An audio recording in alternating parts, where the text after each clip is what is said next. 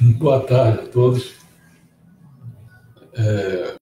Hoje, né, como vocês estão sabendo, nós vamos iniciar um outro desafio. Nós já enfrentamos o desafio tecnológico, político, a questão da desesperança e esperança, né?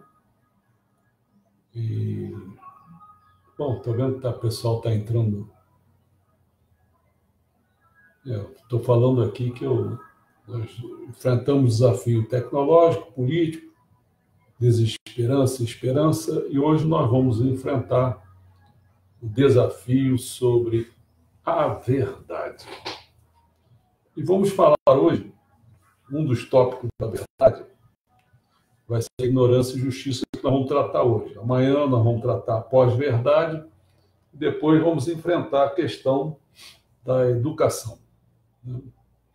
E um outro dia, eu quero falar só sobre o sentido da vida, e como eu prometi na semana passada, vou falar sobre a questão da vida como ficção, né, que a vida não é simplesmente um filme, né? Bom, sobre a ignorância, nós vamos começar falando, ou pelo menos enfocando a questão que todo mundo já sabe. Você sabe muito menos do que você sabe, né? Depois, na justiça, nós vamos enfrentar o nosso senso de justiça pode estar desatualizado. Bom, vamos começar então sobre a ignorância. Os assuntos precedentes examinaram alguns dos problemas e desenvolvimento mais importantes da era atual, desde o exagero midiático, né? Em torno da ameaça de terrorismo, de guerra e tal, até a subapreciação da ameaça da disrupção tecnológica. Se você ficou com a sensação perturbadora de que é demais, que você não é capaz de processar tudo isso, você está absolutamente certo, pois ninguém é. No século recente, o pensamento liberal depositou uma confiança imensa, sabe aonde? No indivíduo racional. Indivíduo irracional. Ele descrevia indivíduos humanos como agentes racionais e independentes e fez dessas criaturas míticas a base da sociedade moderna. A democracia fundamenta-se na ideia de que o eleitor sabe o que é melhor. E sabe. O livre mercado capitalista acredita que o cliente tem sempre razão. Tem. E a educação liberal ensina os estudantes a pensarem por si mesmos. Pensam.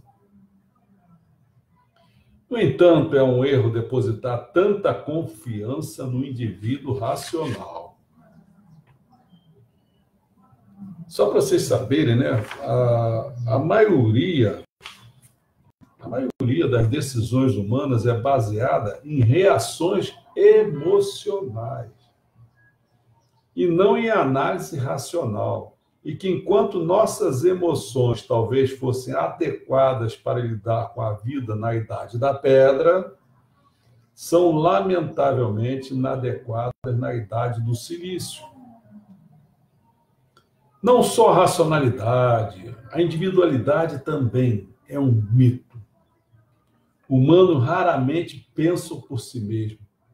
E sim, pensamos em grupos. Assim como é preciso uma tribo para criar uma criança, é preciso uma tribo para inventar uma ferramenta, resolver um conflito ou curar uma doença. Isso não é assim. Nenhum indivíduo sabe tudo o que é preciso para construir uma catedral, uma bomba atômica ou uma aeronave. O que deu ao Homo sapiens uma vantagem em relação a todos os outros animais e nos tornou os senhores do planeta não foi nossa racionalidade individual, mas nossa incomparável capacidade de pensar juntos em grandes indivíduos humanos constrangedoramente pouco sabem sobre o mundo e, à medida que a história avançava, sabiam cada vez menos. Um caçador-coletor na Idade da Pedra sabia como fazer as próprias roupas, como acender uma fogueira, como caçar coelhos e como escapar dos leões. Nós pensamos que hoje sabemos muito mais, mas como indivíduos, na verdade, sabemos muito menos. Baseamos na expertise de outros para que quase todas as nossas necessidades. Num experimento humilhante, pediu-se a pessoas que avaliassem o quanto compreendiam como funcionava um zip comum. A maioria respondeu confiantemente que compreendia muito bem. Afinal, usava um zip o tempo todo. Pediu-se, então, que descrevesse com o máximo de detalhes possível todas as etapas envolvidas na operação do zip. Olha, meus amigos, a maior parte das pessoas não tinha a menor ideia. Isto é o que se chama, né, a ilusão do conhecimento. Pensamos que sabemos muito, mesmo quando individualmente sabemos muito pouco, porque tratamos o conhecimento dos outros como se fosse nosso. O mundo está ficando cada vez mais complexo e as pessoas não estão se dando conta de quão ignorantes são. Consequentemente, algumas que não sabem quase nada de meteorologia ou biologia propõem a si mesmo políticas concernentes à mudança climática e às plantas geneticamente modificadas. Isso aí... Você vê que até estão botando no governo do Temer, no governo do Lula, do Dilma, botavam cada pessoa para ser ministro, que não entendia nada. Já no tempo de Delfim Neto, lembra quando ele foi para o ministro da Agricultura? Como fazia o Jô Soares, fazia hora com ele, mostrava um abacate, dizia, aqui um excelente mamão, não sei o que e tal. Bom, e enquanto outras mantêm opiniões muito firmes quanto ao que deveria ter feito no Iraque ou na Ucrânia, sem serem capazes de localizar esses países no mapa, pessoas raramente contemplam sua ignorância porque se fecham numa câmara de eco com amigos que pensam como eles. É improvável que oferecer às pessoas mais informações melhore a situação. Tanto é que você está vendo aí, a internet, o Google, né? Cientistas esperam poder dissipar concepções equivocadas com educação científica, e não faz isso, não. Especialistas esperam influir na opinião pública em questões como o aquecimento global, apresentando ao público fatos precisos, relatórios de especialistas, e não faz isso, não. Essas esperanças baseiam-se numa compreensão equivocada de como os humanos efetivamente pensam. A maior parte de nossas opiniões é formada por pensamentos comunitários e não em racionalidade individual. E adotamos essas opiniões por lealdade ao grupo. Quero exemplo. E quem está me assistindo pode ficar até zangado. Mas petista, meu amigo, não tenta, não. Eles têm lealdade ao grupo por várias razões. Quer ver outra? Ih, vou ficar furioso. Quioxistas, os que acreditam em Quiox, outro problema também. Não faz isso, não. Bombardear pessoas com fatos e expor sua ignorância individual provavelmente será um tiro pela culatra. A maioria das pessoas não gosta de dados demais e certamente não gosta de se sentir idiota, embora seja. Não esteja certo de que pode convencer os que apoiam o ter parte de que o aquecimento global é um fato apresentando-lhe planilhas e estatísticas. Não adianta. Da mesma forma, a crença liberal na racionalidade individual pode ser produto de um pensamento de grupo. Em um dos momentos climáticos do filme, esse eu aconselho a ver esse filme, eu vi e gostei muito, dá para rir muito, que é A Vida de Brian. Quem escreveu isso foi do Monty Python. Uma enorme multidão de seguidores esperançosos e ingênuos confundiram, sabe o quê? O Brian com o Messias. Isso foi lá naquela época mesmo, mas foi confundido, o filme se passa dessa maneira. Esse Brian nasceu e foi confundido com o Messias. Brian diz insistentemente a seus discípulos que vocês não precisam me seguir, vocês não precisam seguir ninguém, vocês têm que pensar por si mesmos, vocês são indivíduos, todos vocês são diferentes. Sabe o que aconteceu? A multidão entusiasmada entoa em uníssono, uma coisa só. Sim, somos todos diferentes. O Monty Python, que no fundo esse autor estava parodiando a contracultura ortodoxa da década de 1960. Mas a questão ali pode ser a crença no individualismo racional. As democracias modernas estão cheias de multidões gritando em uníssono. Sim, o eleitor sabe o que é melhor. Sim, o cliente sempre tem razão. E aí?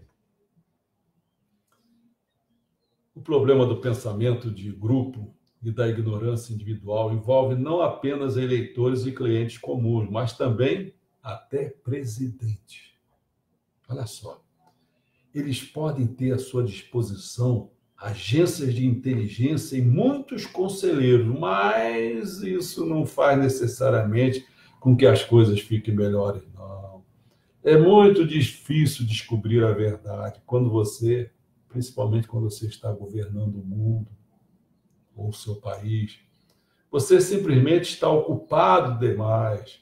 A maioria dos líderes políticos e grandes empresários estão eternamente atarefados. Se você quiser se aprofundar em qualquer assunto, vai precisar de muito tempo e principalmente do privilégio de poder desperdiçar tempo. Terá de experimentar caminhos improdutivos, explorar becos sem saída, abrir espaço para as dúvidas e o tédio e permitir que pequenas sementes de ideias cresçam lentamente e floresçam. Se você não pode se dar ao luxo de perder tempo, sabe o que acontece? Você nunca encontrará a verdade. Pior ainda, as grandes potências quase sempre distorcem a verdade. Poder de respeito a mudar a realidade e não enxergá-la como ela é. Quando você tem em mãos um martelo, tudo na sua vida parece prego. E quando tem um grande poder nas mãos, tudo parece um convite para se intrometer. Mesmo que de algum modo você supere esse impulso, suponhamos, de não querer se intrometer e tal, as pessoas à sua volta nunca se esquecerão do martelo gigante nas suas mãos. Quem quer que fale com você, você nunca poderá acreditar totalmente no que essa pessoa lhe diz. Assim, um grande poder atua como um buraco negro, que deforma o próprio espaço à sua volta. Quanto mais próximo você estiver, mais distorcido torna-se tudo. Cada pessoa que você vê, sabe o que ela vai fazer?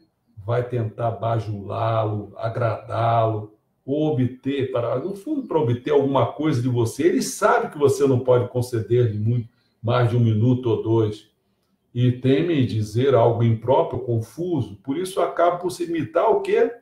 A lemas vazios ou usar os maiores clichês. Se você de fato quer a verdade, precisa escapar do buraco negro do poder e permitir-se desperdiçar muito tempo vagando, sabe aonde? Aqui e ali, na periferia. O conhecimento revolucionário raramente chega ao centro, porque o centro está construído sobre um conhecimento já existente. Só permite a você reproduzir as coisas. Os guardiões da velha ordem normalmente determinam quem vai chegar ao centro do poder e tende a reter no filtro os portadores de perturbadores ideias não convencionais. Nas nossas eleições foram o que mais o pessoal temia era isso. Os caciques é que iam colocar as pessoas. Não ser convidado para o Fórum Econômico Mundial em Davos, por exemplo, dificilmente é garantia de sabedoria. É por isso que você precisa perder tanto tempo na periferia. Ela pode conter algumas brilhantes ideias revolucionárias, mas está cheia também, tem que tomar cuidado, de palpiteiros desinformados, modelos desmascarados, dogmas supersticiosos e ridículas teorias conspiratórias. Os líderes ficam presos num dilema. Se permanecerem no centro do poder, terão uma visão extremamente distorcida da vida. Se se aventurarem nas margens, desperdiçarão seu precioso tempo. E o problema só vai ficar pior. Nas próximas décadas, o mundo será ainda mais complexo do que é hoje. Consequentemente, indivíduos humanos, sejam peões ou reis, saberão ainda menos sobre as engenhocas tecnológicas, correntes econômicas, dinâmicas políticas que dão forma ao mundo.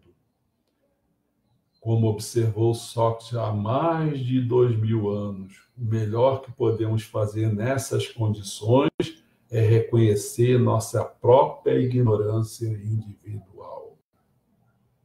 Mas e quanto à moralidade e à justiça? Se não somos capazes de compreender o mundo, como podemos esperar saber qual é a diferença entre o certo e o errado, entre a justiça e a injustiça? E esse é o nosso assunto agora. Vamos tratar, então, da questão da justiça. Como eu falei, nosso centro de justiça pode estar desatualizado. Então, nós vamos ver, no final das contas, que daqui a pouco nós vamos ver que nós estamos roubando rios. Que minimizar ou negar passa a ser a nossa questão. Minimiza ou nega.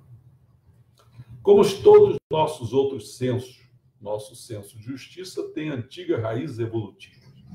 A moralidade humana foi moldada no decurso de milhões de anos de evolução, adaptada para lidar com os dilemas sociais e éticos que surgiram na vida de pequenos bandos de caçadores-coletores. Se eu saísse para caçar com você e matasse um veado, e você não pegasse nada, eu deveria compartilhar meu butim com você, não é? Se você fosse colher cogumelos e voltasse com o cesto cheio, o fato, talvez, de eu ser mais forte que você, permitiria que eu pegue todos os seus cogumelos para mim. E se eu souber que você está tramando me matar, tudo bem. Se eu agir preventivamente, cortar sua garganta na escuridão da noite, olha quantas questões. À primeira vista, as coisas não mudaram muito desde que deixamos as savanas africanas e fomos para a selva urbana. Poderíamos pensar que as questões que enfrentamos hoje, a guerra civil na Síria, a desigualdade global, o aquecimento global, são só as mesmas antigas questões em grande escala. Mas isso é uma ilusão, hein? O tamanho importa muito. E do ponto de vista da justiça, como de muitos outros pontos de vista, é difícil dizer que estamos adaptados ao mundo no qual vivemos. O problema não é de valores, sejam seculares ou religiosos, ou os cidadãos do século XXI têm muitos valores. O problema é implementar esses valores no mundo global complexo. E tudo é culpa dos números. O senso da justiça dos nossos ancestrais era estruturado para lidar com dilemas relativos à vida de algumas dezenas de pessoas em poucas dezenas de quilômetros quadrados. Agora, quando tentamos compreender relações entre milhões de pessoas em continentes inteiros, nosso senso moral fica assoberbado. A justiça exige não apenas um conjunto de valores abstratos, mas também uma compreensão das relações concretas de causa e efeito. Se você coletou cogumelos para alimentar seus filhos e eu tiro de você à força o cesto de cogumelo, o que quer dizer que todo o seu esforço foi em vão e seus filhos irão dormir com fome. Isso é injusto. É fácil perceber isso porque é fácil ver relações de causa e efeito. Infelizmente, uma característica inerente ao nosso mundo global moderno é que suas relações causais são muito ramificadas e complexas. Eu posso estar vivendo pacificamente em minha casa, nunca ter levantado um dedo contra ninguém, e ainda assim, de acordo com o ativista da esquerda, ser um conivente no labor, por exemplo, de crianças em locais de trabalhos sombrios e degradados, trabalhos escravos. Os defensores do bem-estar dos animais lembram que a minha vida está entrelaçada com um dos mais pavorosos crimes na história, a subjugação de milhões de animais, de criação a um regime brutal de exploração. Posso realmente ser culpado por tudo isso? Não é fácil dizer. Como dependo para existir de uma espantosa rede de laços econômicos, políticos, sociais, e como as conexões causais globais são tão intrincadas, é difícil responder até a mais simples pergunta, como de onde vem meu almoço? Quem fez os sapatos que estão calçando? E que o meu fundo de investimento está fazendo com o meu dinheiro? Aí eu trato essa questão de roubando rios. Um caçador-coletor sabia muito bem de onde vinha seu almoço. Ele mesmo obtinha. Quem fazia seus mocassins dormia a 20 metros deles. E o que estava fazendo seu fundo de pensão? O que era o fundo de pensão naquela época? Ele estava brincando na lama. Naquela época as pessoas só tinham um fundo de pensão chamado filhos. Sou muito mais ignorante do que um caçador e coletor. Anos de pesquisa podem revelar que o governo no qual voltei está secretamente vendendo armas a um sombrio ditador no outro lado do mundo. O sistema está estruturado de tal maneira que aqueles que não se esforçam por saber podem permanecer numa feliz ignorância. E os que fazem o esforço vão descobrir que é muito difícil saber a verdade. Eu, quando fazia a pós-graduação, eu verifiquei que eu quis saber aonde que eu estava me metendo, quais eram as fronteiras do meu conhecimento. Porque eu queria ser pesquisador, eu teria que saber isso. Aí o pedido foi fazer com que aqueles professores dissessem, professores pesquisadores, né, dissessem as fronteiras do conhecimento. E foi uma verdadeira vergonha. O nego não sabia dizer nada. E aí eu caí num desânimo danado. E aí todo o meu estímulo que eu tinha foi para embora. Até querer saber a verdade é complicado. Como é possível impedir o roubo quando o sistema econômico global está incessantemente roubando em meu nome e sem meu conhecimento? Não importa se você julga ações por suas consequências, se é errado roubar porque isso prejudica as vítimas, ou se acredita em deveres categóricos que devem ser cumpridos independentemente das consequências, como roubar errado, porque assim disse Deus. O problema é que se tornou complicado demais ter noção do que estamos de fato fazendo. O mandamento de não roubar foi formulado numa época no qual o roubo significava, sabe o quê? Tomar com suas próprias mãos algo que não lhe pertence.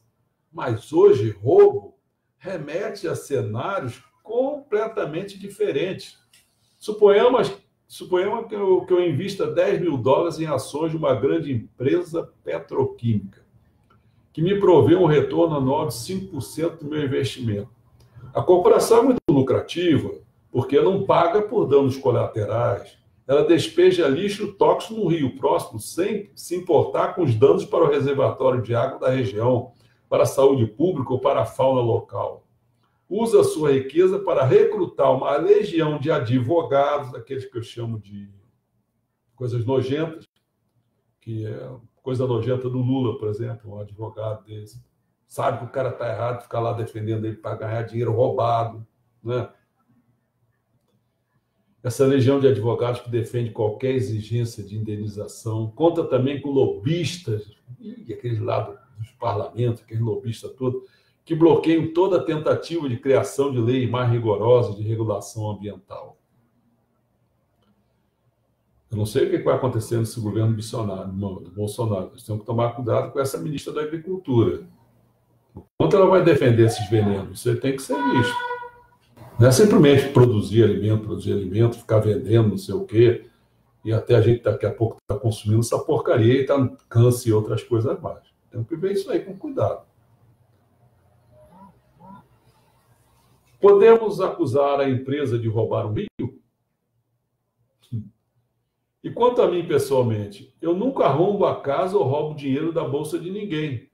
Não tenho conhecimento em como essa corporação específica está gerando seus lucros. Mal me recordo que parte da minha carteira está investida nela. Sendo assim, sou culpado por roubo?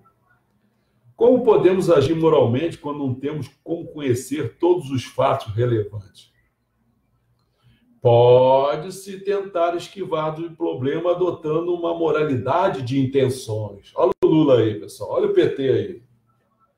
O importante é o que eu pretendo, não o que efetivamente faço ou o resultado do que faço.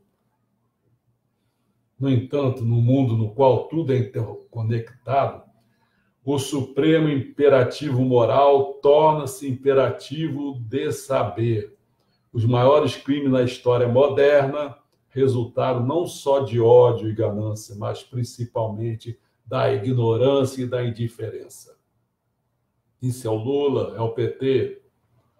Encantadoras damas inglesas financiaram o tráfico de escravos no Atlântico, comprando ações e títulos na Bolsa de Londres, sem nunca terem posto o pé na África ou no Caribe. Na Alemanha, no final da década de 1930, o gerente de um posto de correio local poderia ser um cidadão íntegro, cuidando do bem-estar de seus funcionários e ajudando pessoalmente pessoas angustiadas a encontrar seus pacotes desaparecidos. Era sempre o primeiro a chegar ao trabalho e o último a sair. E mesmo quando havia tempestade de neve, assegurava-se de que a correspondência chegasse no horário. Mas, infelizmente, sua eficiente e hospitaleira agência de correios era uma célula vital no sistema nervoso do Estado nazista. Estava ele, sabe o quê? Distribuindo propaganda racista, ordem de recrutamento para drásticas instruções para séries locais da SS. Algo está errado quanto às intenções de quem não faz um esforço sincero para saber. Então não tem desculpa, seu Lula, seu PT. Eu não sabia, tinha que saber, você era presidente, pô. Você tinha assessoramento. Para com essa ridícula falta dele. Nós estamos tratando de quê? Justiça, né? Mas o que pode ser considerado um esforço sincero para saber? Deveriam os chefes dos Correios em cada país abrir a correspondência que estão entregando e se demitirem ou se revoltarem, se descobrirem propaganda do governo? É fácil olhar retrospectivamente para a Alemanha nazista de década de 1930 com absoluta certeza moral, porque sabemos onde chegou essa corrente de causa e efeito. Mas sem vantagem da visão retrospectiva, a certeza moral pode estar fora do nosso alcance. A verdade amarga é que o mundo ficou complicado demais para o nosso cérebro de caçadores-coletores. A maior parte das injustiças no mundo contemporâneo resulta de vieses estruturais em grande escala, e não de preconceitos individuais. E nosso cérebro de caçadores-coletores não evoluiu a ponto de detectar vieses estruturais. Somos cúmplices de pelo menos algum desses vieses e simplesmente não temos tempo nem energia para descobrir todos eles. Quando discuto questões globais, estou sempre correndo perigo de privilegiar o ponto de vista, sabe de quem? Da elite global, daquele que detém as mídias, daquele que passa as informações. Em relação a quê? Aos de vários grupos desfavorecidos. A elite global comanda a conversa. Assim é impossível ignorar suas opiniões. Por isso que eu falo assim muitas vezes, né? Quando esse pessoal começa a querer vir com essa conversinha, petista, do quiochuista, né? Começar a querer passar, não, as informações, negócio de fake news, tudo falso, pô. Não preste atenção nesses caras, não. Grupos desfavorecidos, em contraste, são rotineiramente silenciados e assim fácil se esquecer deles. Não por uma lista deliberada, mas por uma pura ignorância. Mesmo que você pertença a um grupo desfavorecido e tenha em primeira mão uma compreensão de seus pontos de vista, isso significa que você compreende o ponto de vista de todos os outros grupos semelhantes, desfavorecidos semelhantes, pois cada grupo e subgrupo estão diante de diferentes emaranhados de fragilidades, tratamentos desiguais, insultos codificados e discriminações institucional. O homem afro-americano, com 30 anos de idade, tem uma experiência de quê?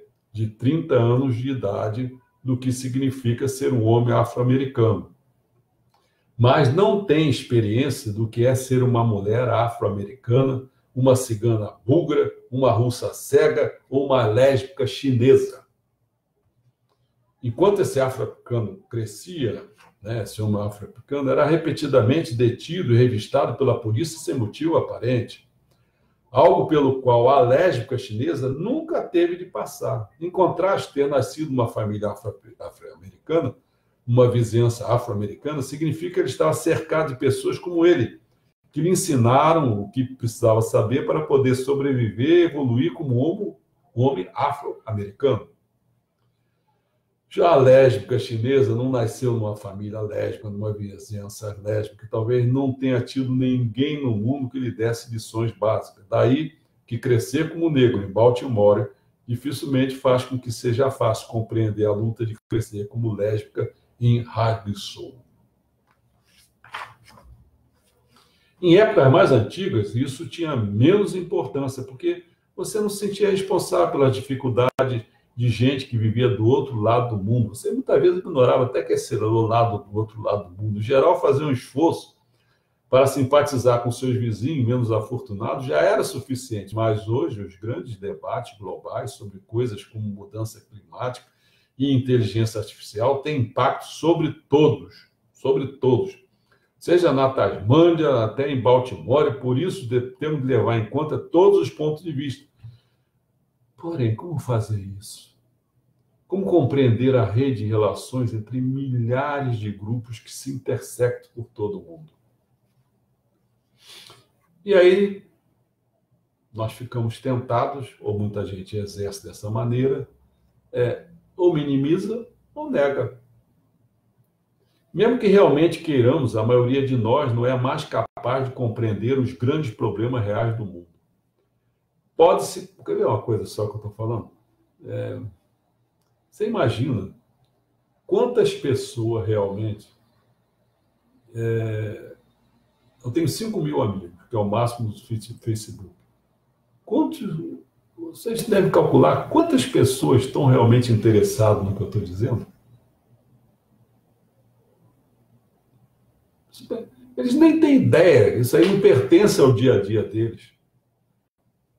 Não pertence. Falar em terrorismo, falar em guerra, falar em justiça, ele não entende nada disso. Não. Ele está preocupado se ele vai conseguir, ele tem que acordar amanhã cedo, que aí tem que pegar o ônibus muito cedo, porque senão não chega no trabalho, demora umas 3 horas para chegar lá. Se ele vai ser assaltado, se vai levar um tiro, essa é a preocupação deles. Pode-se compreender relações entre 2 caçadores-coletores, entre 20 deles, ou entre 2 clãs vizinhos, mas as pessoas são mal equipadas para compreender relações entre vários milhões de sírios, entre 500 milhões de europeus, se a Inglaterra sai de lá, se não sai, ou entre todos os grupos e subgrupos do planeta que se intersectam. Ao tentar entender e julgar dilemas morais nessa escala, as pessoas frequentemente recorrem a um dos 4 métodos. Sabe quais são? Primeiro, minimizar a questão. Compreender a guerra civil síria como se estivesse ocorrendo entre 2 caçadores-coletores. Imaginar o regime de Assad como uma pessoa só. Então você pensa assim, a guerra síria está ocorrendo. Então você vê o Assad, presidente lá da Síria, com uma pessoa só. E o rebelde como outra pessoa. Então você pensa, tem o Assad e tem o rebelde como uma pessoa. Então é uma briga entre 2 pessoas. O caçador-coletor compreende isso. A complexidade histórica do conflito é substituída por uma trama simples e clara. Isso é um dos 4 métodos que as pessoas escapam. O segundo método é focar numa narrativa humana tocante, que supostamente se aplica a todo conflito. Quando você tenta explicar às pessoas a verdadeira complexidade do conflito por meio de estatísticas e dados expressivos, você as perde. Porém, uma narrativa pessoal sobre a sina de uma criança ativa os canais lacrimais. As pessoas começam a chorar, porque você falou de uma pessoa, de uma criança. Faz o sangue ferver e criar uma falsa certeza moral. Isso é algo que muitas instituições de caridade compreenderam durante muito tempo e fazem. Num experimento digno de nota, pediu-se pessoas que doassem dinheiro para ajudar uma pobre menina de Mali, de 7 anos de idade, chamada Roquia. Muitos se comoveram com a sua história e abriram corações e bolsos. Contudo, quando além da história pessoal de Roquia, os pesquisadores também apresentaram estatísticas sobre o problema mais amplo da pobreza na África, e pequenininha, a ajuda ficou desse tamaninho, entendeu? O terceiro método para lidar com dilemas morais em grande escala é tecer teorias da conspiração. Tem gente que adora isso. Entender como funciona a economia global, se esse funcionamento é bom ou ruim, é complicado demais. É muito mais fácil imaginar que 20 multibilionários estão puxando as cordinhas dos bastidores, controlando a mídia e fomentando guerras para enriquecer. Quase sempre essa é uma fantasia sem fundamento. Esses 3 métodos, tentam negar a verdadeira complexidade do mundo. O quarto e último método é criar um dogma, depositar nossa fé em alguma teoria, instituição ou liderança supostamente onisciente e segui-la para onde nos levar. Dogmas religiosos e ideológicos ainda são atraentes em nossa era científica, justamente porque nos oferecem um porto seguro para a frustrante complexidade da realidade. Como já era observado, movimentos seculares não estão livres desse perigo. Mesmo se você começar com a rejeição de todos os dogmas religiosos e com firme comprometimento com a verdade científica, cedo ou tarde a complexidade da realidade tornar-se-á tão acabrunhante que se é levada a conceber uma doutrina que não seria questionada. Ainda que tal doutrina possa prover às pessoas de conforto intelectual e certeza moral, é discutível que ela possa prover justiça. O que deveríamos fazer, então? Deveríamos adotar o dogma liberal e confiar no agregado de eleitores e clientes individuais? Ou talvez devêssemos rejeitar a abordagem individualista, como muitas culturas anteriores na história, e empoderar comunidades que adquiram um senso do mundo, todo mundo juntas? Uma solução assim, cuidado, no entanto, só nos tira da frigideira da ignorância individual para nos jogar na fogueira do enviesado pensamento de grupo. Lembra que o Nelson Rodrigues falava?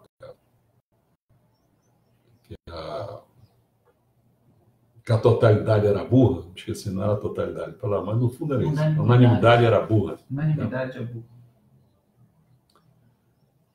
Bandos de caçadores-coletores, comunidades rurais e até mesmo bairros urbanos podiam pensar juntos sobre os problemas em comum que enfrentam. Mas hoje temos problemas globais sem ter uma comunidade global. Não vai pensar que é Facebook, nem nacionalismo, religião, estão próximos de criar essa comunidade. A que eu acredito que a messiânica está longe. Como é que ela vai formar ainda uma comunidade? Ela está tateando ainda, um pouquinho aqui no Brasil, um pouquinho no Japão, um pouquinho na Tailândia, tudo pouquinho nos Estados Unidos, certo? Todas as tribos humanas existentes estão empenhadas em fazer avançar seus interesses particulares, não em compreender a verdade global. Nem americanos, nem chineses, muçulmanos ou hindus constituem a comunidade global. E assim sua interpretação da realidade dificilmente será confiável. Deveríamos, então, desistir e declarar que a busca humana por entender a verdade, que é o nosso desafio, Já fizemos o tecnológico, fizemos o político, fizemos de esperança e desesperança. E agora nós estamos enfrentando a verdade e começamos com ignorância e justiça. Então, deveríamos então desistir de declarar que a busca humana por entender a verdade e encontrar a justiça fracassou? Entramos oficialmente na era da pós-verdade e esse pós-verdade será o assunto a ser tratado amanhã. Entendeu? Bom, aberto a perguntas. Minha esposa está dizendo que não tem perguntas. Então, só espero que vocês tenham ficado contentes, tenham aproveitado bastante. E que nós Sempre tenhamos... assim, abre a possibilidade de alguém ouvindo depois o sim. vídeo, né? Vendo Pode depois o vídeo, escrever manda a pergunta para você. a pergunta que eu respondo. Tá bom? Então, até amanhã, se Deus quiser. E vamos em frente.